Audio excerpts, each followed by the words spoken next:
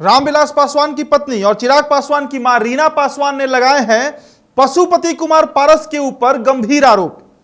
कई बड़े खुलासे किए गए हैं उनके द्वारा, जिस पर पशुपति कुमार पारस ने कहा है कि मुंह मत खुलवाइए।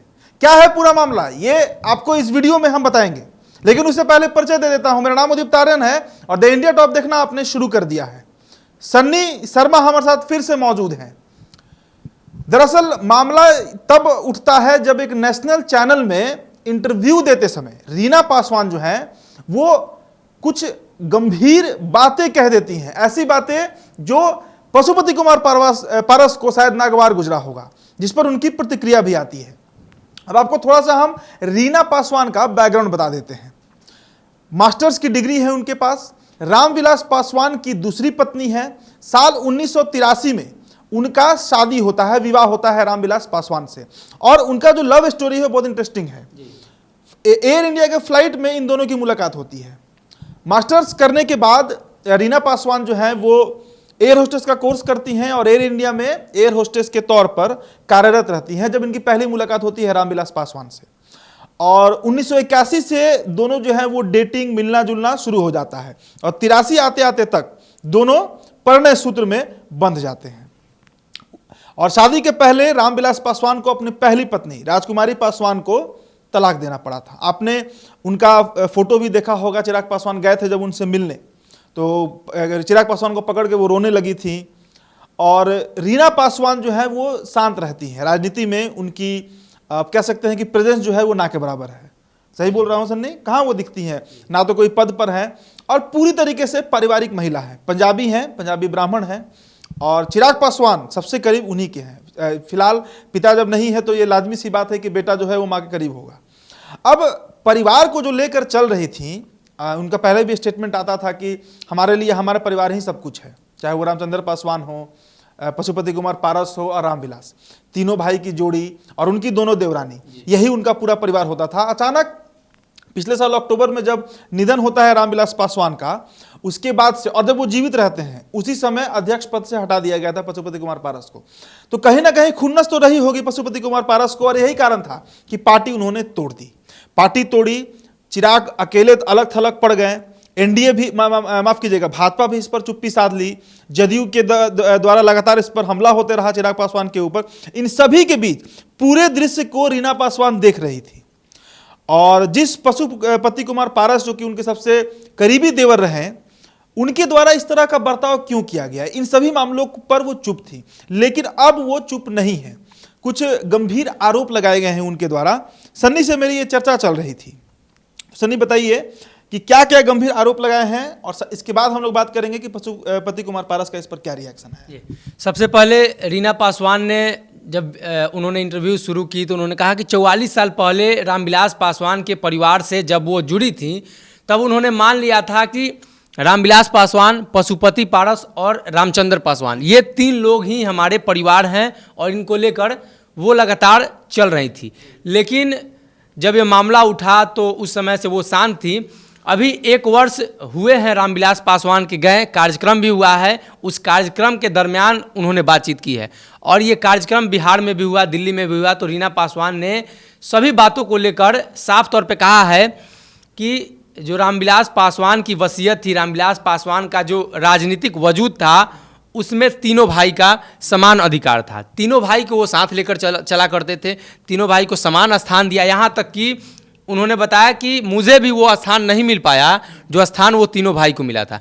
लेकिन उसके बाद भी पार्टी टूट गया, और सीधे तौर पे उन्होंने कई आरोप लगा दिए हैं। ब्लैकमेलिंग का आरोप लगाया है, फ़ोन न उठाने का, चिट्ठी वापस करने का, कई सारे आरोप। और ब्लैकमेलिंग का जब उन्होंने आरोप लगाया तो उन्होंने कहा कि रामविलास पासवान जब गुजरे उसके 6 महीना पहले से ये सब घटनाक्रम चल रहा था, और रोज़ वो चिंतित रहते थे अपने परिवार को लेकर, अपने बेटे और अपनी पत्नी को लेकर नहीं, अपने परिवार को लेकर रोज़ चिंतित रहते थे। और उनका इस तरीके का जो बिहेवियर था उन्होंने 44 साल में कभी नहीं देखा। मतलब उनके रामविलास पासवान के निधन के कुछ दिन, कुछ महीने, कुछ हफ्ते पहले से ही पशुपति कुमार पारस का व्यवहार जो है वो बदलने लगा था। तो उन्होंने कहा कि ब्लैकमेलिंग करते थे, तरह तरह के दबाव डालते थे। लेकिन रामविलास पासवान भाइयों के बीच जो बातचीत होती थी उसको लेकर वो परिवार में किसी से बात नहीं करते थे। दूसरा उन्होंने गंभीर आरोप लगाया कि रामविलास पासवान जब अस्पताल में भर्ती थे, हॉस्पिटल में थे, तो वो देखने नहीं गए। अब ये चर्चा उस समय भी थी, लेकिन उस समय निकलकर सामने नहीं आई। अब जब रीना पासवान ने ये आरोप लगाया है और इन सारी बातों को खुले तौर पे रखा है, तो ये उनके परिवार का अंदर का मामला है, बाहर ये बातें नहीं आई अभी तक। लेकिन जब उन्होंने कहा तो इस खुले तौर पे ये सारी बातें बाहर आने लगी कि वो मुलाकात करने नहीं गए। और हाँ, उन्होंने पार्टी टूटने के बारे में भी कहा कि जिस दिन ये पार्टी टूटी थी, जिस दिन रामविलास पासवान की पार्टी को लेकर ये अफवाहें फैली, तो उन्होंने पशुपति पारस से फ़ोन पर बात करने की कोशिश की, लेकिन बातचीत नहीं हुई। उन्होंने चिट्ठी भिजवाया था, चिट्ठी भी वापस आ गया था। उसके बाद चिराग पासवान भी मिलने गए थे। आपने देखा होगा कि चिराग पासवान उस समय बीमार थे, हाथ में उनके बैंडेज लगे हुए थे, वो गए थे, लेकिन वहाँ पे भी उनकी मुलाकात नहीं हुई थी। कोविड हुआ था शायद चिराग पासवान को, टाइफाइड का शायद शिकायत थी। तो उन सभी मामलों को लेकर रीना पासवान और चिराग पासवान, ये दोनों लोग जब ये बातें कहते हैं तो कहीं ना कहीं लगता है कि मुलाकात नहीं किए होंगे उनसे। हो सकता है कॉल नहीं उठाया। चिराग पासवान भी ये बात कहते हैं, वो भी ये बात कहते हैं। फिर बाद में उन्होंने कहा कि इन सभी मामलों को लेकर अब जब खुले तौर पे जब वो सामने आ ही गई हैं, तो उन्होंने कहा कि कुछ ऐसे मामले भी हैं जो मीडिया में खुले तौर पे बोलना नहीं चाहिए, लेकिन फिर भी मैं बता रही हूँ। उन्होंने कहा कि रामविलास पासवान अगर गुजर गए तो चिराग पासवान को, मतलब वो बच्चा समझते, उनके बेटे जैसे थे, तो हमसे बात करते, हम सब कुछ देने के लिए तैयार थे। रीना पासवान ने कहा कि चिराग पासवान जिस चीज़ पर भी ना बोलते, उन सभी को लेकर रीना पासवान ने कहा कि हम सब कुछ क्लियर कर देते, वो एक बार हमसे बात करके देखते। चिराग पासवान ने भी यही कहा कि एक बार चाचा हमसे बात करते, उनको मंत्री चाहिए था, जो भी सांसद बनना था, जो भी बनना था, पार्टी का अध्यक्ष बनना था, सब हम दे देते, लेकिन उनकी तरफ से कोई बातचीत नहीं हुई। यही बातें थी और इन सभी बातों को लेकर उन्होंने चिराग पासवान को कहा है कि बिहार में चिराग पासवान बिहार के भविष्य हैं, और पशुपति पारस ने जिस तरीके का कार्य किया है वो कहीं ना कहीं गलत है और इस तरीके का कार्य नहीं करना चाहिए। भाई उनको इतना मानते थे, भाई ने उनको राजनीति में लाया और पूरे परिवार को एक साथ लेकर चला, और वो उनके पुत्र को अकेले छोड़ दिए। एक और जो गंभीर आरोप उनके द्वारा लगाया गया, वो कह रही थी कि अगर पशुपति कुमार पारस को मंत्री ही बनना था तो वो सीधे तौर से उनको कहते, तो मंत्री क्या, वो उनको पार्टी का अध्यक्ष तक बना देती, पार्टी का अध्यक्ष बना देती। और ये भी वो कह रहे हैं कि अगर वो झूठ बोल रही हो तो पशुपति कुमार पारस उनको और उनके बेटे यानी चिराग पासवान को गोली तक मार सकते हैं। ये बहुत बड़ा स्टेटमेंट है रीना पासवान जी।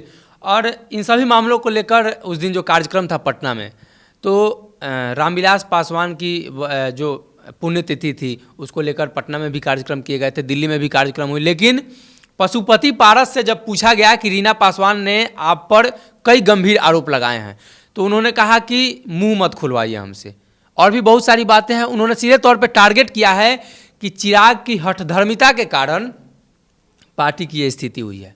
चिराग हठ कर रहे थे कि बिहार के मुख्यमंत्री नीतीश कुमार से हम अलग होकर चुनाव लड़ेंगे। पशुपति पारस ने यह भी खुलासा किया कि हम लोग बैठकर टीवी देख रहे थे, उस समय चिराग पासवान बिहार विधानसभा चुनाव के पहले चिराग पासवान भी मौजूद थे, नीतीश कुमार का इंटरव्यू चल रहा था टीवी में, तो पूछा गया चिराग पासवान से, चिराग पासवान ने हमसे पूछा कि चाचा बताइए नीतीश कुमार कैसे नेता है, तो पशुपति पारस ने कहा कि बढ़िया नेता है, बिहार के लिए उन्होंने विकास किया है। इस पर चिराग पासवान गुस्सा हो गए और चिराग पासवान हल्ला करने लगे और वहाँ से चले गए। उसके बाद उन्होंने कहा कि बिहार विधानसभा का चुनाव हम गठबंधन में नहीं लड़ेंगे, और बाकी सभी लोग, जैसा पशुपति पारस ने कहा कि बाकी सभी सांसद ये चाहते थे एक्सेप्ट चिराग पासवान कि एनडीए गठबंधन में ही हम लोग चुनाव लड़ें। हालांकि चिराग पासवान इस बात को लेकर अभी तक कोई बयान नहीं दिए हैं, लेकिन वो भी इस बात को एक्सेप्ट करते हैं कि हम बिहार में अकेले चुनाव लड़ना चाहते थे। फिर पशुपति पारस ने एक और बात कही कि चिराग पासवान के काफ़ी करीबी सौरभ पांडे जो ब्राह्मण है, उनका ये लाइन था, बनारस का ब्राह्मण है, और वो लड़का जब से पार्टी में आया, चिराग पासवान के करीब गया, तब से पार्टी टूटी है। यानी शुरू से पशुपति पारस गुट के जितने नेता हैं उन्होंने सौरभ पांडे पर आरोप लगाया कि सौरभ पांडे की वजह से पार्टी टूटी है। सौरभ पांडे की बात मानते हैं चिराग पासवान, सौरभ पांडे जो कहते हैं वही होता है। इस बात को लेकर ही ये लड़ाई थी और इसी का खुन्नस पशुपति पारस ने निकाला। लेकिन चिराग पासवान और सौरभ पांडे के बीच की जो बातें हैं वो तो पूरा देश का मीडिया जगत जानता है कि सौरभ पांडे के पिता उत्तर प्रदेश से लोजपा के अध्यक्ष हैं, काफ़ी बड़े नेता हैं लोजपा के। लेकिन वो नॉन पॉलिटिकल नेता है। नॉन पॉलिटिकल मतलब जैसे तेजस्वी यादव के करीबी संजय यादव हैं, जिसको लेकर तेज प्रताप यादव हमेशा बिफरते रहते हैं, उसी प्रकार से नॉन पॉलिटिकल राजनीति में उनका कोई इन्वॉल्वमेंट नहीं है, लेकिन वो स्ट्रेटजी तैयार करते हैं। और इसी वजह से पशुपति पारस और उनके गुट के सारे नेता इस बात को लेकर खफा हैं कि सौरभ पांडे को पार्टी से बाहर निकाला जाए। और जब उन्होंने नहीं निकाला तो पशुपति पारस ने 5 सांसद को लेकर ओम बिरला से मुलाकात की और पार्टी पर अपना दावा ठोक दिया। अब एक जो पार्टी तो टूट गई, पारस खेम अलग हो गया, निर्वाचन आयोग ने भी दोनों पार्टियों को अलग अलग सिंबल दे दी, एक को चाचा को मिला मशीन और भतीजे को मिला हेलीकॉप्टर। हम लगातार चिराग पासवान के खबरों को कवर कर रहे हैं और ये देख रहे हैं कि चिराग जब भी पटना आते हैं, आशीर्वाद यात्रा उनका चल रहा है, अब तो 2 विधानसभा सीटों पर चुनाव भी है, उपचुनाव है, कुशेश्वर स्थान और तारापुर। ये तो बात जो भीड़ जुट रहा है, चाहे बक्सर गए थे, मैं बक्सर का रहने वाला हूं, मैं खुद कवर करने गया था वो स्टोरी। बक्सर में जिस तरीके का जन हुजूम उमड़ा था, तेजस्वी यादव का विधानसभा चुनाव याद आ गया।